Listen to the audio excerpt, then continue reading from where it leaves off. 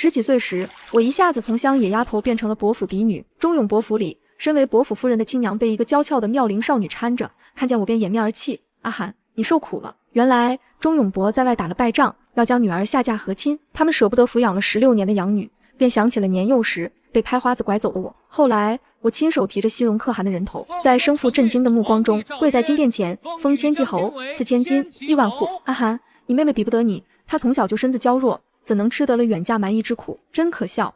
我的亲生爹娘在将我寻回的第一时刻，不是关心我这些年吃过什么苦，而是让我替嫁。我此刻眼睛里只有疏离，她吃不了苦，我就是活该，命贱该吃苦的料吗？我说着，又掀起两边手腕袖子，上面有斑驳陈年的伤口。我指着几处狰狞焦痕，强勾起唇。你能想象到你5岁的女儿因为太饿，偷吃一个窝窝头被火钳烫吗？你知道大雪天身着单衣到深山捡柴，掉到猎人陷阱里，差点连命都没有的感觉吗？你的贴身婢女冬天下河洗衣吗？可是这也不是你妹妹的错，她是无辜的啊！口口声声要弥补我的亲娘，在听到我说出那句不想去时，便彻底收起了对我的愧疚。你妹妹她身子弱，去了和亲就是死路一条啊。那我呢？我也是一个女孩子，我能活着回来吗？所以千方百计找回我，其实就是为了代替她去和亲，是吗？她愣了一下，眼中掠过一丝心虚，瞬间又化作浓浓的失望。你怎么能这样说？我望着她因为被戳破心思而恼羞成怒，只觉得虚伪可笑。恰在这时，赵玉妍的贴身丫鬟匆匆跑进来嚷道：不好了不好了，小姐又哭晕过去了。听闻此言，我的母亲脸色立刻忧心忡忡，匆匆跟着仆人去看赵玉妍。母亲，你救救玉妍，玉妍不想去和亲。呜呜！我进门便看见赵玉妍扑到我母亲怀里，泪如梨花，如泣如诉。玉妍我儿莫哭，哭坏了眼睛可怎么好？我的母亲眼中噙满了泪，满满的心疼。这和亲无论如何也绝不会让你去的，你且放下心。可姐姐她不愿意，她不愿意也得愿意，这是她的命，也是忠永伯府的荣耀。赵玉妍眼中带泪，错愕地盯着我的母亲，而我看着这一幕，和谐而融洽，忍不住拍了拍手。这就是父母之爱子，必为之计深远吧，真是太感人了。没想到我会撞破这一幕，我母亲有些尴尬，心虚和愧疚在她的脸上交织变换。也许是我平静的目光刺激到了她，她忽然冲我指责：你看你这个样子，满身的乡野气和不服管教，你想让我弥补你，我要怎样弥补你？最后她冲我丢下一句：和亲去不去由不得你，明日我就让你父亲在朝廷上书成名，圣旨下了，谁也不能违抗。我冷冷扯了扯嘴角，就凭这华而不实的伯府院墙，能拦得住我吗？忘了告诉我的亲生父母了，我确实是在乡野之间长大，可我约莫6岁那年上山砍柴的时候遇到了我的师傅，他看到我第一眼是个万里挑一的好苗子。我身上的满身伤痕可不全是被养父母给虐待的，而是一个杀手的标志。我明面上是青雷岭脆弱无依的少女阿寒，实际上是万通阁最顶尖的杀手。千晚夜色正浓，我猫在墙头，看着院中看守我的家丁掰碎一块石子1分为2，直击2个人的后脑穴位。看着倒在地上的2个人，我头也不回掠过院墙，刚翻上西南的角门，一块石子破空而来，将我击落。我有些错愕，师父。我乖乖回到了彩楼，并在第2天忠永伯府夫人又来劝我的时候，率先开口：我可以代替赵玉妍和亲。看着他错愕惊喜尚未绽开的脸，又补充了一句：但我有一个条件。他生怕我后悔似的立刻开口：什么条件？只要不伤害妍妍，我们都可以答应你。在看到我带着讽笑的神情时，才有些尴尬补充：我不是那个意思。我盯着他，本来平静的内心突然烦躁。行了，打1巴掌再给1颗糖对我不管用。他眉头紧蹙，神情很不悦。我知道他嫌我礼仪粗鄙，做什么事情都完全不给面子，一针见血，刺子都掀开他试图伪装的面孔，直探到心底，让人很不舒服。我要的很简单，不会对你的心肝肉有什么威胁。他张嘴又要反驳，我率先打断他：我答应和亲，但从此以后忠永伯府与我再无干系，生死荣辱皆与我无关。我一字一句，生怕他听不清。他脸色神色渐渐皲裂，要笑不笑的表情挂在他脸上十分难看。我无视他的神情，继续补充：立下字据，摁下手印，如有违背，忠永伯府满门荣耀不在。拿到契约的我吹干墨迹，无视他难看的神情，愉悦的收起来。问我伤心不？有点吧，不过感情才是这个世界上最残忍的东西。我庆幸自己只是一个杀手，冷情是一个杀手的底色。我最在乎的是钱，次之为权。到了朝廷和亲的前1日，我终于见到了一直在和西戎使臣盘旋的忠永伯父子。明明是血脉至亲的父与兄，但目光对视之间却尽是陌生。还是我的生父率先开口：阿寒，这次是我们愧对于你，对不住你。我微微一笑，应和道：是的。很明显他愣了，没想到我会附和他，有些尴尬。而我一母同胞的兄长却在一旁和赵玉妍打打闹闹，一会儿摸摸赵玉妍的发髻，一会儿问他今晨吃了什么。若不是生父咳了一声，是道：府门口打闹，成何体统。2个人才收敛。忠永伯叫了一声：玉龙，过来看看你的亲妹子。我眼尖的看到这句话落下后，赵玉妍的脸色瞬间煞白，血色尽失。而我一母同胞的兄长赵玉龙感受到了赵玉妍的摇摇欲坠，一把扶住他，转过身来，定定地看着我。妹妹，我只认一个人，那就是玉妍。放肆！钟永博冷厉呵斥。没关系，他又没有说错。在钟永博还要说话的时候，我直接笑着打断了他。我算世子爷哪门子妹妹，一个乡野丫头而已。说罢，直接转头回自己院子。6月初6，红彩招摇，我登上红鸾车驾，百姓夹道而送。钟永博夫人捏着帕子拭泪，隔着红帘哭诉：阿涵，我的女儿，是我对不住你啊。钟永博，我的生父，甚至我那一母同胞的兄长也忍不住红了眼动容。旁边的人都在感叹我的命不好，我却无比讽刺。在生母靠近帘子的时候，我突发奇想，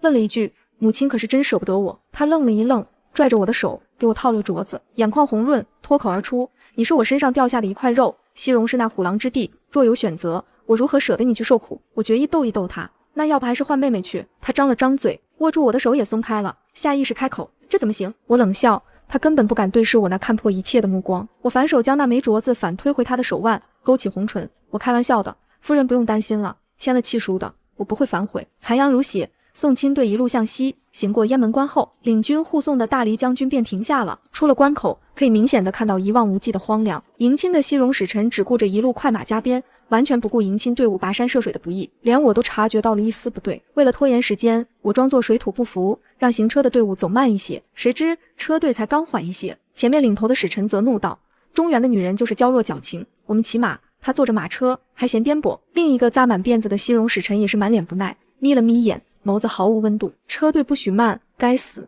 怎么可以让我们尊贵的大汉等待？说着，那个扎辫子的西戎使臣甚至扬起了鞭子抽打马车的马。放肆！我可是你们大汉未来的王妃，你怎么敢对我如此不恭敬？我佯装发怒。王妃！其中一个使臣仿佛听到什么笑话似的，哈哈大笑起来，另一个也噙着笑，满脸讽刺地看着我，仿佛我在他们眼里只是一个秋后蹦跶的蚂蚱。我可是大黎朝派来和亲的贵女，你们可汗如此不尊重我，不怕得罪大黎吗？扎辫子的使臣的中原话有些蹩脚，打败仗的大黎吗？一时的胜负而已，否则你们的大汉怎么会提出和亲呢？我试图慢慢地套他们的话，你们如此对我，就不怕再起战乱吗？求之不得。其中一个心直口快，虽然很快被另一个扎辫子的使臣给打断了，但我还是听到了，眉目一凝。果然，和亲就是一个幌子，估计和我师父猜的一样。西戎假借和亲的由头，表面议和退兵，实际上一面让大黎放松警惕，一面用赔款来的金银购买粮食，置办军备。反正这些外族向来言而无信。车队日夜兼程，终于赶到了祁连山，与雁门关只有数百里之隔。风偶尔吹起帘子，四周皆是土丘、哨兵，不远处正是西戎营帐。王妃，还不快出来拜见我们可汗？原先那个使臣直接策马绕着我的车架肆意嬉笑，王妃二字在他的嘴里叫得格外轻佻无礼，即使不掀开帘子，也能听见外面那些野蛮的西戎人吹口哨，嘻嘻哈哈的嘲笑声四处传递着。牟利，把她带出来给大伙儿瞧瞧，这个大黎女人还真认为我们尊贵的大汉会娶她为王妃呢！哈哈哈！没等人拖，我自己掀开帘子，下了车，任由他们打量，做出一副娇娇怯怯的样子，露出要哭不哭的神情，左看右看，砰！不小心踢到地上一块黄沙淹了一半的骨头，摔了个狗吃屎，满头珠翠都散了一地，惹得他们哈哈大笑。哈哈哈！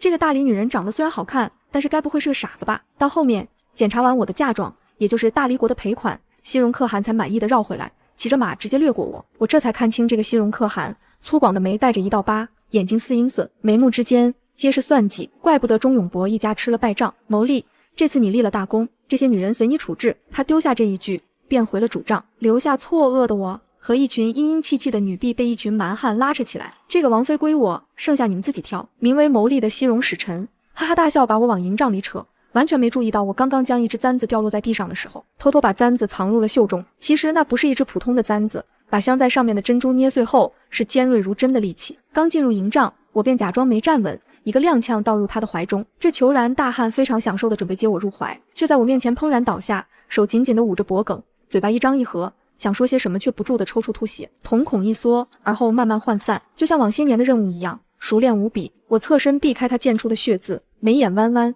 轻而易举地拔下扎在他脖颈的金簪。在他彻底失去意识之前，我轻轻说了一句：重新认识一下，我叫千婉。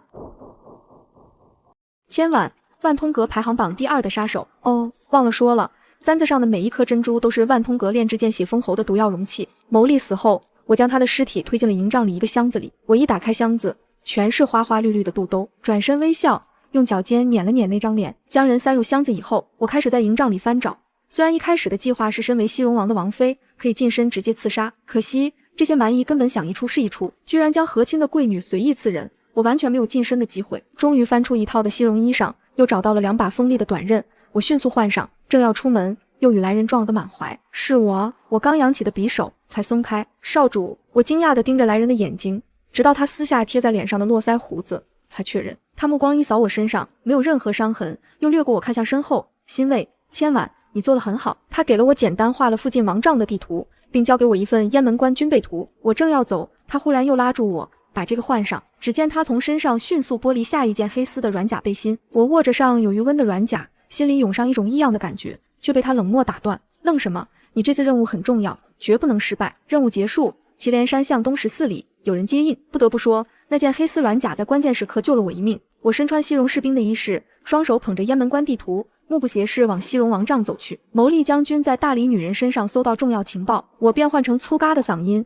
在门口便大声嚷道：进来！得到西戎可汗的许可，瞥了一眼王帐旁边的巡逻队，我一步一步进入。西戎可汗生性多疑，我直接半蹲在地上呈上雁门关地图。我面前的男人站起来，身高8尺，他先是扫了我一眼，才道：呈上来。我恭敬地半蹲着身子，递给他。大汉，这是牟利将军从那个大理女人身上搜到的雁门关军备图，对我们不日后攻打大理可谓是如虎添翼。我慢慢地展开地图，只露出一角，便察觉到男人目光已热切盯上了尚未展开的部分。我为了引开他注意，不知大王有没有听说过中原一句话？男人的心思此刻全在这份地图上，下意识看了我一眼。什么？只需要一瞬间愣神的功夫就足够了。图穷匕现，整张军备图被我全部展开，预先藏在卷轴里的锋利匕首就露出了出来。我抽出匕首，顷刻间一跃而起，抓紧刀柄扎到他的心口。这一招用了10成力气，没有任何花里胡哨的动作，杀手力求就是一击毙命。在他最想得之物的面前，便是最放松警惕之时。我身后是冷色调的月光，他的背后是暖色调的烛火。大离人果然奸诈。光影交错间，男人瞳孔微微一缩，便伸手要来抓我。我惊诧之间被他大力震开，连匕首也弹飞出来，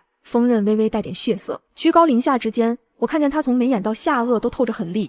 他从背后抽出弯刀，去死吧！眼见着弯刀劈下，我侧身避开不及，头顶的帽子都被削掉了半截，捡起匕首抵挡，但我们之间的力量悬殊太大了，锋刃一度压到我的肩，脖梗见了血。他趁我拼尽全身的力气格挡时，抬起大脚踹过来，若是这一脚被他踹上，估计肺腑都要裂开的。我忽然抬头，仰起脸来喊：我还有同伙。没错，卑鄙是我的本名，下流是我的底色。看到他的脚顿了一顿，我直接脱开双手，借助他的腿缠上去，像八爪鱼一样整个人贴到他身上，1寸长1寸强，1寸短1寸险。但是在狭窄的空间里，贴身缠斗是我的强项。他扔下刀，试图将我拽下去，匕首在刚才脱手的瞬间掉了。我使劲扯开他脖肩的衣服，袖中滑下金簪，正是刺杀牟利的那一枚。我目光一立，狠狠扎上去。男人吃痛的瞬间也终于爆发，将我甩飞出去，砸倒了一盏烛台，帐中火光乍起。我顾不得胸口的剧痛，吃力地站起来，捡起匕首，又在男人脖子上狠狠补了8刀，同时顺走了他贴身穿着的那件黑色软皮衣。我用了10成的力气才划破点口子，绝对好货。收入怀中，割下他的头颅，将岸上的雁门关军备图点燃。这么一耽误，外面巡逻的人也冲进来了。为首的人一眼就看到了我手上提着的东西，震惊又害怕，怒喝：抓住他！正在此刻，我丢出2个少主给我的弹丸，落地瞬间，呛鼻微毒的烟雾弥漫开来，挡在我们面前。火势加大，为我争取时间，划开营帐的一角，我一手捂住胸口，一手提着人头，在一片喊打喊杀中，按照既定的路线跑，一面跑还一面丢弹丸。有的弹丸落地就炸出了火星子。放箭！给我放箭！绝不能让那贼子逃掉！咻咻咻的破空声传来，好几只都落在了我的身上。虽然穿着软甲，但破空而来的力道还是让我疼得龇牙咧嘴。看见西戎人养马的马厩，我毫不犹豫拉出一匹马，还在翻身上马的那一刻，把弹丸丢在马厩里。有黑夜做掩护，我的任务完成了。西戎可汗已死的消息在第2日清晨便传遍了整个雁门关，同时太子也搜罗了一系列关于西戎表面求亲议和，背地里却用大黎送来的嫁妆和赔款大肆招兵买马的证据。至此，西戎的阴谋彻底败落。且西戎可汗正值壮年，他一死，他的那些儿子们都还年幼，其他王室叔伯都对王位虎视眈眈。大黎派人一挑唆，西戎王室内忧外患，彻底不足为惧。太子殿前请命，亲自挂帅出征西戎，将先前战败割地的祁连山脉全部夺回，并将那些野蛮嗜杀的西戎人驱逐至他们老巢。自此，边疆渐渐安定。班师回朝那一日，我甲胄加身，骑着高头大马，跟在太子身后，百姓夹道欢呼，满街皆是，红绡飘扬。看到这一幕，仿佛与和亲时红鸾香车驾那一日出城场景重合。不过那时的我坐在香车之内，这次我骑在马上。更重要的是，那时气氛低迷，是举国之辱。此时彻底不一样了。和亲公主成功刺杀西戎可汗，太子领兵驱蛮夷人于千里之外，边疆又安定下来。这2件事都意味着大理以后再也无需女子远嫁和亲了。伴随着清脆响亮的凯旋号角，我目不斜视跪在白玉千阶下，青梅岭千婉拜见陛下，陛下万安。我自称是青梅岭的千婉，而非中永伯府的嫡女阿含。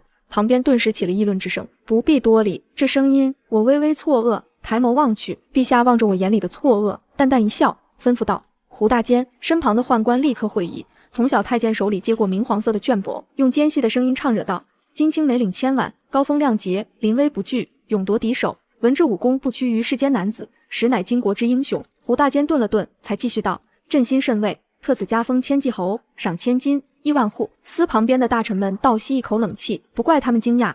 千骑侯位高权重，掌管京中大营，按照王侯伯爵排位，甚至直接压过了我的亲生父亲钟永伯的地位。不可！突兀的声音在大殿上响起，格外的不合时宜。我侧眸看去，第3排藏青色的官服的身影缓缓从人群中走出来。陛下不可！小女身为一介女子，怎可授予如此高的军中官职？我的眼睛瞬间冷下去，而我的生父面对我的目光却是避开不看，对着台阶上的天子跪了下去。为何？你与这千骑侯可有恩怨吗？台阶之上，天子发问。钟永伯的脸色一下子涨得通红，不知道陛下是真不知道，还是故意让他难堪。朝廷中谁人不知道，他镇守雁门关却打了败仗。西戎人为了羞辱他，野蛮的西戎人扬言要他的女儿和亲，他舍不得养了16年的养女，千方百计地把亲生女儿找回来送往虎狼窝。如今陛下又问他与亲生女儿什么关系，他却不得不老实恭敬回答：回陛下，千婉姑娘乃是臣的亲生女儿，乳名阿含，幼时走失，前不久才寻回，既是失而复得，又为何舍得主动上城，情愿送其去和亲？这是臣的家事，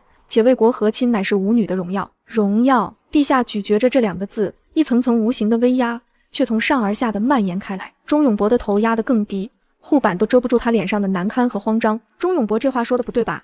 战败和亲乃是我朝之耻，如何算的荣耀？太子慢悠悠地站出来，笑问。一瞬之间，老头脸色惨白，求助似的看向旁边3皇子。是了，他可是3皇子党。坊间时常有传闻，3皇子对钟永伯府的玉颜小姐格外青睐，若不是和亲这档子事情突然出来，恐怕在赵玉颜及笄那日便就提亲上门了。母皇，而臣觉得钟永伯必然也是舍不得自家女儿的，但心在为国，不宜过于苛责。如今太子军功加深，东宫之位更加稳固，3皇子如何也不能再失了钟永伯府的助力，试图为钟永伯讲好话。不过臣也认为，千婉姑娘一介女子，实乃难以担当千骑侯之位，统领京中大营何等重要。不过他话锋一转，拱手一拜，反正千婉姑娘是钟永伯的千金，能有此等功勋也是钟永伯教导有方，不如将这千骑侯之位封给钟永伯，也算对千婉姑娘有所交代。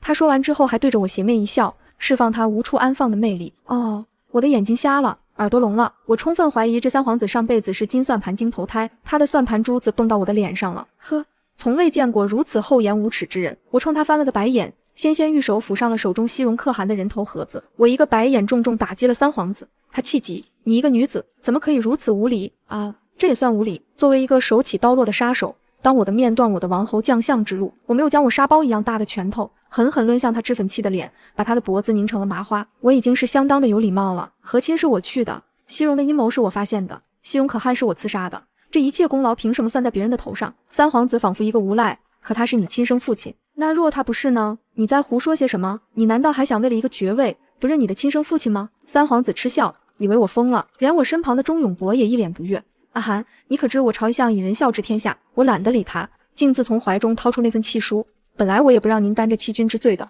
您非要夺我爵位，我可不得不拿出证据来了。冠冕之后，陛下也来了兴趣，是何证据？呈上来。胡大监来拿的时候，旁边的钟永伯等人都试图一探究竟。我一侧手直接递了上去，他的脸蓦然一黑。我自顾自念出契书上的文字：今我钟永伯府赵李氏联系吾女言儿，不愿令其远嫁蛮夷，特许100金请青梅岭孤女代为出嫁。此女实与我钟永伯府毫无干系，亦无血缘，特立此契，金钱或2契，绝无虚言。如有违背，钟永伯府满门荣耀不在。我笑语嫣然的一字一句背诵，神情仿佛少女歌唱一般，最后补充了一句：哎，可叹天下父母心，谁能不爱自己的孩子呢？也许那位阿含小姐已不在人世了吧？只是听众神态各异，尤其是这钟永伯府的当家主翁脸上血色尽失，甚至身子一个踉跄，险些倒下。他攥紧白玉一般的象牙护板，紧紧地盯着我，不可置信，不可能，这绝不是真的。我夫人怎么可能会立下这种契书？而我故作无辜，摊了摊手，天子面前岂敢撒谎？更何况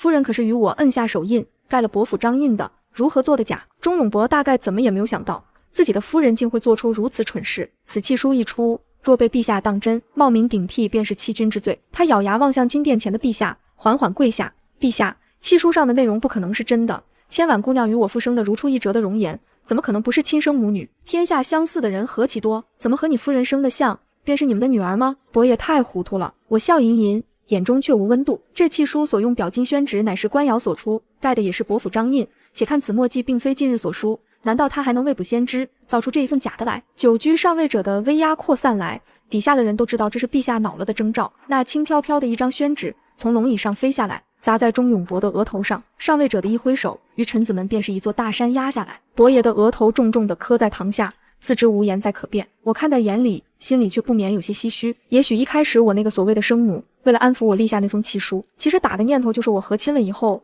绝不可能再活着回来，只是他们没想到我还能活着，我竟然还活着回来了，还拿着这份契书彻底和他们划清了界限。最后的最后，钟永博腐犯欺君之罪，验钟永博多年镇守雁门关，没有功劳也有苦劳。3日之后，兵符上缴，褫夺爵位，家产充公，贬为庶民。听到这个旨意，钟永博终于再也忍不住，一口老血喷出，晕倒在大殿。太子看完一出伦理大戏，冲我悄悄竖起了大拇指。既然千婉姑娘与伯府毫无干系，那便直接封赏吧。太子话音未落，算盘精三皇子又出来找茬。钟永博一家欺君罔上，确实罪无可恕，而臣也是被他蒙蔽。但千婉姑娘签了那契书，应当与其同罪才是。他说完这话，忽然感觉脖子一凉，下意识朝我看来。我想我此刻的神情千言万语都只化作一句话：磨刀霍霍向猪羊。三弟有所不知，千婉姑娘一早便是孤的幕僚，孤知塞外贼子奸诈，才派他前去寻机查探，一切皆为大业绩，那也不能瞒着母皇，所以今日特来主动向母皇道出实情啦。啊你，三皇子根本说不过狡诈的太子，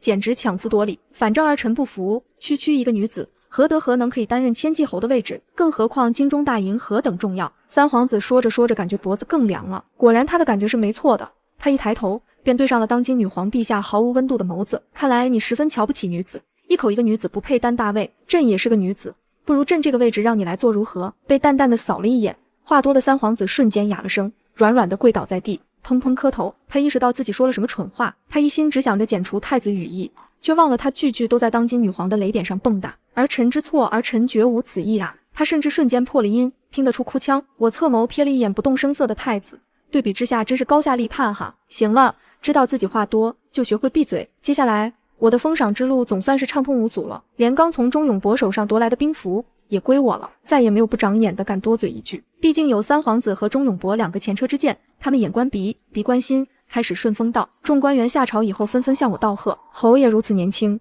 真是英勇有为啊！是啊，以一己之力诛杀西戎贼子，实乃当世巾帼英雄啊！不知侯爷是否议亲了？我家犬子也尚未婚配。哎，你这老狐狸，你家二郎是个骑马都会摔的玩意儿，还配将女？你也不害臊，不如看看我家大郎，文武双全，婚后绝对举案齐眉。几个老大人你一言我一语，大有一副非请我去做客的架势，似乎是察觉到了我的无措。太子不知道从哪里冒出来，脸上就差写着及时雨3个字。千骑侯，母皇让你留下一同用膳，对你刺杀西戎可汗的细节很感兴趣。众臣瞬间自发地给我让出一条路来，还感叹侯爷如今颇得陛下信任，前途无量啊。我跟在太子身后，毕竟身为一个杀手，在阴暗的房梁上扭曲爬行多年，走在皇宫威严的宽阔甬道上，我有点不适应。忽然他阴阳怪气，捏着嗓子感叹，如今侯爷前途无量啊，看上京中大把的公子，仅可以求母皇赐婚喽。真的？我惊讶问。做梦。他猛然停住，我差点没防被撞上去。你癫了？我有些恼了，脱口而出。他深深看了我一眼，忽然拂袖而去。咩的，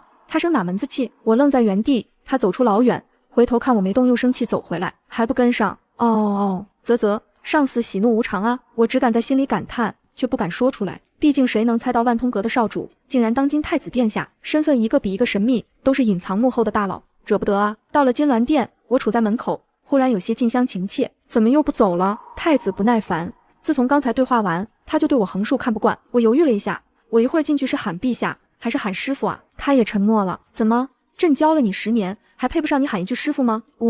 这堂堂皇宫大门竟然不隔音吗？我震惊地问太子爷，难道很多军国大事不是不能让外人知晓吗？你当门口的宦官和朕的暗卫都不存在吗？太子幸灾乐祸地笑话我。我不忿，人家是个杀手，人家哪知道那么多，还杵在门口不进来，等朕去请吗？哎，来了。我迅速变出一副讨好嘴脸，师傅好耳力呀。金銮殿内烛火煌煌，龙涎香袅袅绕梁。我垂手立在殿中，指尖微微蜷缩。陛下，不，师傅正坐在龙椅上，指尖轻扣着扶手，目光落在我身上，带着几分似笑非笑的玩味。10年了，千婉，你倒是长进了不少。我连忙躬身行礼，语气恭敬又带着几分局促。师傅谬赞，若非师傅当年收留，弟子早已葬身山野。身旁太子殿下抱臂而立，嘴角噙着一抹促狭的笑，显然是等着看我窘迫。我狠狠瞪了他一眼，这家伙明明是万通阁少主，偏要扮作喜怒无常的太子。平日里执行任务时冷静果决，此刻倒像个顽劣孩童。师傅轻叹一声，目光扫过我脖颈间尚未完全愈合的伤痕，语气沉了几分。刺杀可汗一事凶险万分，你能全身而退已是万幸。那软甲可还完好？回师傅，软甲护我数次要害，未曾破损。我连忙应道，那是朕以天外玄铁混以金丝之鹫，天下仅此一件。师傅淡淡道，当年收你为徒，便是知你命格不凡，今日封你为千骑侯，掌京中大营，并非只以你刺杀可汗之功，更是信你能力。我心头一震，跪地叩首，弟子定不负师傅所托，守好大黎疆土，护京师安稳。起来吧。师傅挥挥手，京中大营鱼龙混杂，世家子弟老将心腹皆在其中，你出掌兵权，定然多有阻碍，须得小心行事。太子适时上前一步，母皇放心，儿臣会协助千骑侯稳住大营，定不让人趁机作乱。师傅瞥了他一眼，似笑非笑，你莫要仗着身份欺压旁人，也莫要仗着师徒情谊徇私。千婉如今是侯爷，当以侯爷之礼相待。太子嘴角一抽，默默躬身，儿臣遵旨。我站在一旁，心中百感交集。自幼被拐，乡野求生，6岁遇师，成为杀手。本以为一生都在黑暗中前行，如今却身披侯爷冠冕，站在大黎权力之巅。那些曾经的苦难、伤痕、冰冷，仿佛都在这一刻化作了脚下的基石，拖着我步步生花。善罢，师傅赐我侯爵府邸，黄金1000两，绸缎100匹，又拨了10名暗卫归我调遣，皆是万通阁顶尖好手。走出金銮殿时，夜色已深，宫灯盏盏如星辰散落。太子跟在我身后，忽然开口，语气别扭，以后在军中莫要再喊我少主，须称太子殿下。我脚步一顿，回头看他，知道了，太子殿下。他脸色稍缓，又道，京中大营的副将周虎是钟永博旧部，性子桀骜，定然不服你管束，明日点兵，他必会找茬，你需早做准备。我挑眉，多谢殿下提醒，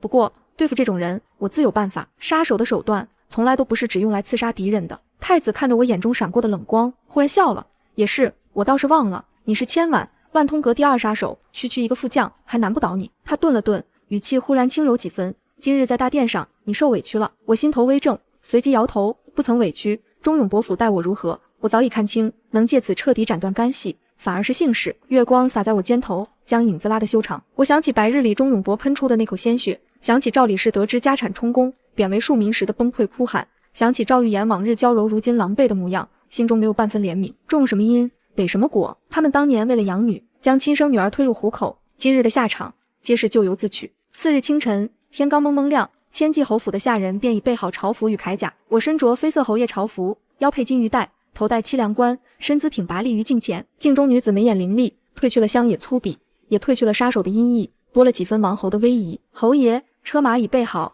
前往京中大营点兵。管家躬身禀报。我颔首，迈步出门。千骑侯府气派非凡，中门高墙，庭院深深，与昔日钟永伯府的浮华相比，多了几分肃杀与庄重。马车驶往京中大营，沿途百姓纷纷驻足观望，眼神中满是敬畏与好奇。快看，那是千骑侯，就是那位刺杀西戎可汗的女侯爷，真是巾帼不让须眉啊！议论声传入耳中，我掀开车帘一角，看着街边欢呼的百姓，心中微动。原来被人敬仰的感觉是这样的。抵达京中大营，辕门大开，将士们列队整齐，甲胄鲜明，刀枪凌厉，气势恢宏。可我一眼便看出，队伍看似整齐，实则人心涣散，不少将士交头接耳，目光落在我身上时，带着轻蔑与质疑。副将周虎身披重甲，身材魁梧，满脸横肉，站在将台前，眼神倨傲，压根没将我放在眼里。这位便是新任千骑侯。周虎扯着大嗓门，故意扬声道：“我等皆是沙场浴血之辈，不知侯爷有何本事，能统领我等？”话音落下，营中将士顿时哄笑起来。一个女子也配掌京中大营？怕不是靠陛下恩宠上来的吧？钟永伯都管不住我们，他一个黄毛丫头算什么东西？嘲讽声此起彼伏，我面色不变，缓步走上江台。周虎挡在我身前，居高临下的看着我。侯爷，末将劝你还是早早请辞，免得日后在军中出丑，丢了陛下的脸面。我抬眸，目光冷冽如刀，直射向周虎。周副将，你可知以下犯上，藐视侯爷是何罪名？罪名？周虎哈哈大笑。末将只知军中强者为尊，有本事你便赢了我，否则休想让我等听命于你。好，我淡淡应道，既然你要强者为尊，那我便如你所愿。今日我便与你比试3场，若是我赢了，全军上下皆须听我号令，不得有违；若是我输了，我立刻辞去千骑侯之位，绝不留恋。周虎眼中闪过一丝得意，他自幼习武，力大无穷，在军中从未遇敌手，压根不信我一个女子能赢他。一言为定，将士们顿时来了兴致，纷纷围拢过来，等着看我出丑。第1场比力气，营中摆着一个千斤石锁，寻常壮汉需2人合力才能挪动。周虎上前，气运丹田，大喝一声，单手将石锁举起，绕场一周，面不改色。好！将士们齐声喝彩。周虎将石锁重重砸在地上，地面微微震颤，他得意地看向我，侯爷，请吧。我缓步上前，活动了一下手腕。身为杀手，我虽不以蛮力见长，但自幼苦练筋骨，力气远超常人。我单手抓住石锁，手腕轻抖，千斤石锁竟被我轻松举起。随后我手腕一转，石锁在空中旋转数圈，稳稳落在地上，丝毫无损。全场瞬间死寂。周虎瞪大双眼，满脸不可置信。这不可能！我淡淡道，第1场我赢了。将士们看向我的目光终于多了几分震惊。第2场比剑术，100步之外立着箭靶，靶心仅有铜钱大小。周虎搭弓射箭，3箭皆中靶心，箭箭精准。他冷哼一声，该你了。我接过弓箭，这弓是军中硬弓，需100斤之力才能拉开。我拉弓如满月，目光锐利如鹰，3箭连发，箭箭穿透靶心，甚至将前一支箭劈成2半。神箭！有将士忍不住惊呼。周虎脸色铁青，一言不发。第3场比格斗，这是他最擅长的，也是他最后的希望。周虎怒吼一声，挥拳朝我砸来，拳风凌厉，带着千钧之力，若是寻常女子，这一拳便能被打飞出去。可我是千万顶尖杀手，我身形一闪，如鬼魅般避开他的拳头，同时指尖凝聚力气，直击他腋下穴位。周虎浑身一麻，动作顿住，我顺势抬腿，一脚踹在他膝盖后侧，他扑通一声跪倒在地，动弹不得。我将匕首抵在他脖颈间，语气冰冷，服还是不服？周虎脖颈间冷汗直流，感受着匕首的寒意，终于颤声开口，末将服了。我收起匕首，缓步走上江台，目光扫过全场将士，声音清亮，从今日起，我千万便是京中大营主帅，军中律法，违者必究，强者为尊，我不看出身，不看性别，只看实力与忠心，但凡敢违抗军令，扰乱军心者，杀无赦。最后3个字，我运足内力，响彻整个军营，震得将士们耳膜发颤，所有人齐齐跪地，高声齐呼：参见侯爷！谨遵侯爷号令！声音整齐划一，气势震天。站在人群后的太子看着江台上威风凛凛的我，嘴角勾起一抹深藏的笑意。稳住京中大营后，我并未松懈。师傅曾说，京中大营是京师屏障，更是皇权根基，绝不能出半点差错。我开始整顿军纪，裁汰老弱，选拔精锐，又制定严苛的训练计划，每日亲自带队操练。将士们起初还有怨言，可渐渐发现我训练虽严，却从不苛待下属，赏罚分明，体恤士卒，渐渐对我心悦诚服。军中上下风气焕然一新，战斗力大幅提升。这日我正在营中操练，忽有侍卫来报，侯爷，府上来人，说是忠勇伯府的旧人，求见侯爷。我挑眉，带进来。不多时，一个衣衫褴褛的老妇人被带了进来，正是昔日忠勇伯府的老管家婆。她见到我，扑通一声跪倒在地，连连磕头：侯爷，求您救救夫人和小姐吧。我面色冷淡，我与忠勇伯府早已恩断义绝，他们的生死与我无关。老妇人泣不成声：侯爷，夫人知道错了，她悔不当初啊！如今伯府被抄，老爷病倒在床，夫人和小姐流落街头，食不果腹，衣不蔽体，小姐还生了重病，眼看就要不行了。我心中毫无波澜。当年赵理是为了赵玉妍将我推入西戎虎狼窝时，可曾想过今日赵玉妍享受着本该属于我的一切，对我百般排挤时，可曾有过半分怜悯？他们的苦是自找的，滚出去！我语气冰冷，再敢来烦我，休怪我不客气。老妇人还想哀求，被侍卫直接拖了出去。一旁的周虎见状，忍不住道：侯爷，毕竟是您的亲生父母与妹妹，真的要如此绝情吗？我看向他，目光锐利。周副将，军中不易家事，再者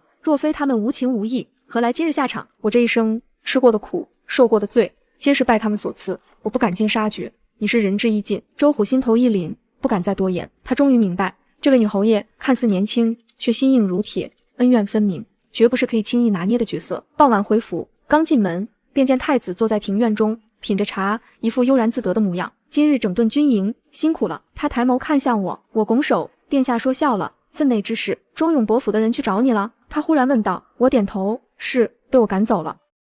太子放下茶杯，语气平淡，你做的没错，妇人之仁只会给自己惹来麻烦。不过三皇子那边似乎盯上了落魄的忠勇伯府，想要借此拉拢旧部，对付你我。我眉头微蹙，三皇子此人心胸狭隘，野心勃勃，留着终究是祸患。母皇早已知晓他的心思，只是念及骨肉亲情，未曾下手。太子轻叹，不过他若是敢轻举妄动，母皇也绝不会姑息。我沉默片刻，道：无论他有什么阴谋，我都会守好京中大营，绝不让他有机可乘。太子看着我，眼中闪过一丝复杂的情绪，轻声道：千晚，有你在，我很安心。我心头微跳，连忙移开目光，故作镇定。殿下放心，弟子定当竭尽全力。他看着我闪躲的模样，嘴角微微上扬，不再多言。夜色渐浓，月光洒下，庭院中一片静谧。我与太子并肩而立，看着满天星辰，心中忽然生出一种安稳的感觉。在这深宫权谋、乱世纷争之中，我终于有了立足之地，有了可以信任的人。几日后，宫中设宴，庆贺边疆安定，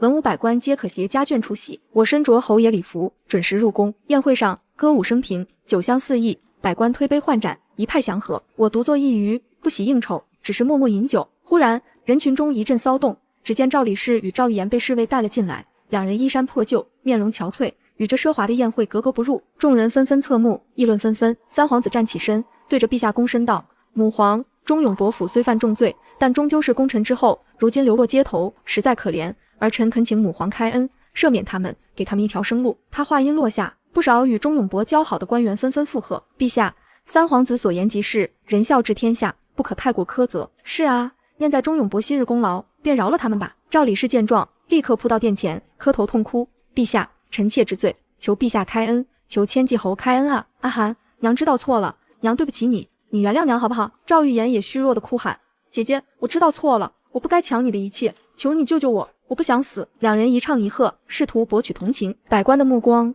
纷纷落在我身上，带着探究与审视。陛下神色淡然，看向我：千骑侯，此事你意下如何？我放下酒杯，缓步走出，目光平静地看着跪在地上的母女，语气淡漠：陛下，臣与忠勇伯府早已立下契书，毫无干系，他们有罪无罪，全凭陛下圣裁，臣无异议。我顿了顿，看向赵理士，声音清冷：至于原谅，当年你为了养女，将亲生女儿推入西戎死地时，可曾想过原谅？我在西戎九死一生，被人羞辱，被人追杀时，你可曾想过我的苦楚？你口口声声说爱女心切，可你的爱从来都只给赵玉言，从未给过我半分。如今落得这般下场，是你自己选的，怨不得旁人。赵理士脸色惨白，无言以对。赵玉言看着我，眼中满是怨毒，却不敢发作。三皇子见状，立刻道：千骑侯，纵然他们有错，可终究是你的亲生父母，你如此绝情，就不怕天下人唾骂吗？我冷笑一声，看向三皇子。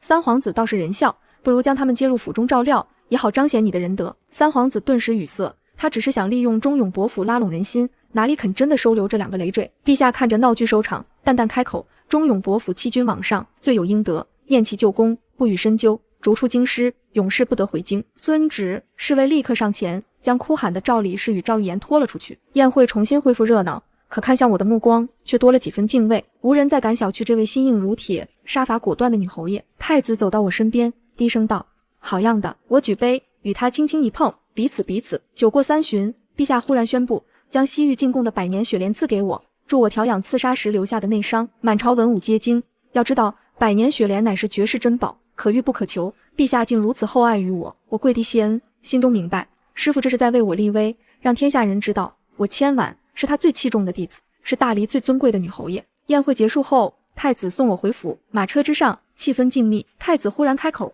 千婉，你可知母皇为何如此器重你？我摇头，弟子愚钝，不知。因为你与她很像。太子轻声道：母皇年轻时也曾历经磨难，被人轻视，可她凭借自己的能力，一步步登上皇位，成为大黎第一位女帝。她在你身上看到了当年的自己。我心头一震，原来如此。师父收我为徒，教我武功，传我谋略，封我为侯，并非偶然，而是惺惺相惜。那你呢？我忍不住问道：你为何一直帮我？太子转头看向我，月光透过车帘洒在他脸上，温柔而认真。因为从6岁那年，师父将你带回万通阁，我便认识你了。看着你从一个瘦弱的小女孩长成如今独当一面的千骑侯。他顿了顿，语气带着几分羞涩。我很高兴。我心跳骤然加速，脸颊发烫，连忙移开目光，不敢再看他。马车停在侯府门口，我仓皇下车。殿下，臣先行告退。太子拉住我的手腕，语气坚定：千婉，等天下安定，四海升平，他话未说完，宫中暗卫忽然出现，跪地禀报：太子殿下，侯爷，边疆急报，西戎残余势力联合北狄，再次进犯边境。我与太子脸色同时一变，立刻入宫。金銮殿内气氛凝重，师父端坐龙椅，看着边疆急报，眉头紧锁。西戎可汗死后，本已内乱不止，如今竟联合北狄来犯，看来是朕太过姑息了。太子躬身道：母皇，儿臣请战，在此领兵出征，荡平蛮夷，永绝后患。我也上前一步，陛下，臣愿为先锋，随太子出征，护我大黎疆土。师傅看着我们，眼中闪过一丝欣慰。好，朕封太子为征北大将军，千骑侯为副帅，领兵10万出征北疆，务必将蛮夷驱逐千里，让他们再不敢犯我大黎。遵旨。3日后，京师城外10里长亭，百姓夹道相送，彩旗飘扬，锣鼓喧天。我身披银色铠甲，手持长枪，骑在高头大马之上，英姿飒爽。太子一身戎装，意气风发，与我并肩而立。出征。随着一声令下，10万大军浩浩荡荡向北疆进发。一路上，我与太子齐心协力，整顿军纪，勘察地形，制定战术。我凭借杀手的敏锐，多次识破北狄与西戎残余的埋伏，减少大军损失。太子则精通兵法，指挥若定，两人配合默契，所向披靡。将士们看着两位主帅同心协力，士气高涨，越战越勇。这日，大军抵达雁门关，关外便是北狄大营。北狄可汗勇猛善战，兵力雄厚，坚守不出，试图拖垮大军。太子召集众将商议对策，众将议论纷纷，却无良策。我站在沙盘前，目光锐利。可汗大营后方有一条隐秘小道，可绕至敌后。我愿率领3000精锐，夜袭敌营，火烧粮草，断其退路。太子殿下再率大军正面进攻，必能大获全胜。太子眉头微蹙，此计虽妙，却太过凶险。3000人对抗数万敌军，我是千万万通阁杀手，最擅长前行突袭。我语气坚定，请殿下放心，我定能完成任务。太子看着我，终究点头。好，我信你，你务必小心。我率大军随时接应。深夜，月色昏暗，狂风大作。我率领3000精锐，换上轻便黑衣，悄悄绕至北狄大营后方。大营戒备森严，哨兵林立，可在我眼中皆是破绽。我打出手势，将士们分散开来，悄无声息地解决掉哨兵，潜入大营。北狄将士毫无防备，正在熟睡。我一声令下，将士们立刻点燃火把，扔向粮草堆。瞬间，火光冲天，浓烟滚滚，着火了！敌军偷袭，北狄大营顿时乱作一团，将士们衣衫不整，四处逃窜。北狄可汗惊觉，披甲而出，怒吼道：抓住偷袭者，杀无赦！我手持长枪，冲入敌阵，枪法凌厉，所到之处，敌军纷纷倒地。千骑侯在此，蛮夷休得猖狂！我的声音响彻夜空，3000将士齐声呐喊，士气震天。北狄可汗见状，挥刀朝我扑来。中原女子竟敢闯我大营，找死！他刀法凶猛，力大无穷，与我缠斗在一起。我凭借灵活的身形避开他的攻击，同时寻找破绽。激战数十回合，我抓住机会，长枪直刺，刺穿他的肩膀。北狄可汗惨叫一声，倒地被擒。此时，太子率领大军赶到，两面夹击，北狄残军群龙无首，纷纷投降。一战大捷，北疆平定。消息传回京师，举国欢腾。班师回朝之日，京师百姓倾城而出，夹道欢迎。我与太子并肩骑马，身后是凯旋的大军，旌旗猎猎，气势如虹。金銮殿上，师父龙颜大悦，当众加封太子为储君，赐掌天下兵权，加封我为镇国千骑侯，10亿万户，赐丹书铁券，世袭罔替。我成为大黎历史上第一位镇国女侯，权倾朝野，威名远扬。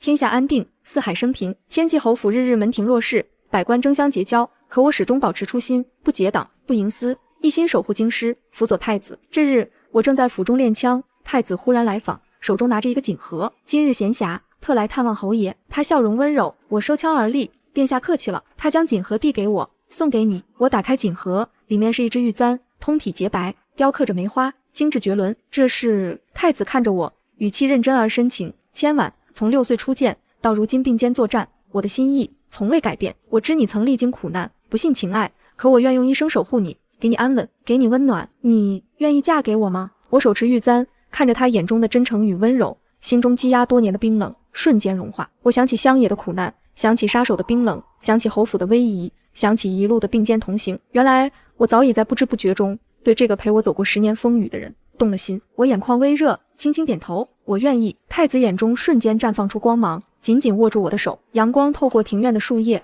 洒在我们身上，温暖而美好。不久后，陛下下旨，自镇国千骑侯千婉与太子成婚，10里红妆，盛世婚典，举国同庆。大婚之日，我身着大红嫁衣，头戴凤冠，与太子拜堂成亲。曾经的乡野丫头，曾经的冷血杀手，如今成为大黎最尊贵的太子妃、镇国侯。那些曾经轻视我、伤害我、利用我的人，早已消失在尘埃之中。而我凭借自己的双手，杀出了一条血路，赢得了权力、荣耀、尊严，还有一生的幸福。婚后，我依旧执掌京中大营，辅佐太子治理天下，百姓安居乐业，边疆安稳无虞。师父看着我，眼中满是欣慰。千婉，你终究活成了自己想要的模样。我躬身行礼，笑容明媚，多谢师傅，也多谢这世间让我历经苦难，终得圆满。窗外阳光正好，繁花盛开。我的故事始于乡野，终于繁华，以刀光剑影开篇，以盛世安稳落幕。千骑侯千婉，名留青史，万世流芳。